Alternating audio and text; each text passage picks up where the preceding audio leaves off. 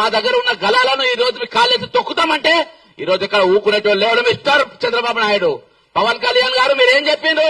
మీరు రంగుల ఊసలు మార్చినట్టుగా మేము ఊసలు మార్చాం. ఇక్కడ మేము బరాబర్ నిలబడతాం, కళాయించి నిలబడతాం, మొగోళ్ళు నిలబెడతాం, మొనగాళ్ళ లెక్క నిలబడతాం. నీళ్ళక చెక్కగా లెక్క నిలబడడు. ఈ రోజు నాగేశ్వరరావు గారి మీద తుపాకీ పెట్టి మా మీద కాల్చే ప్రయత్నం చేస్తున్నా కావచ్చు. ఈ రోజు మీ పోలీసులు ఇక్కడ హైదరాబాద్ ఏ విధంగా తిరుగుతారు బస్, తెలంగాణకు పోలీసులు ఏ విధంగా వస్తారు, అరెస్టు వారెంట్ పట్టుకొని ఏ విధంగా వస్తారు? మేము చేతగాని వాళ్ళమా, చేతు గాజులు వేసుకున్నామా? మిస్టర్ రేవంత్ రెడ్డి దగ్గర హోంశాఖ మంత్రి ఉన్నది, ఏ విధంగా నువ్వు అనుమతిస్తున్నావు?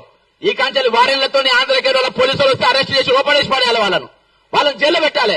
ఎట్లెట్లు వస్తాయి? తమాషా చేస్తుండ్రా ఇక్కడ. ఇదే ఆఖరి ఎఫ్ఐఆర్ కావాలి, ఇదే లాస్ట్ ఎఫ్ఐఆర్ కావాలి.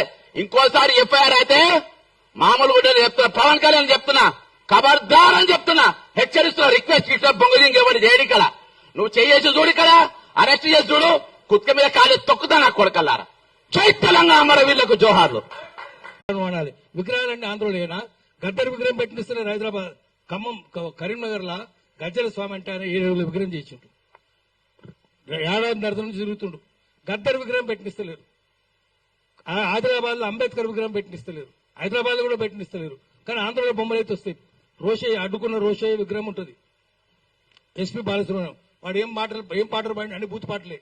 నీ అదనం మీద మందారా, నీ నడుము మీద వడ్డారా అని ఇటువంటి బూత్ పాటలు పాడినోడు వాంగా పెడతారు.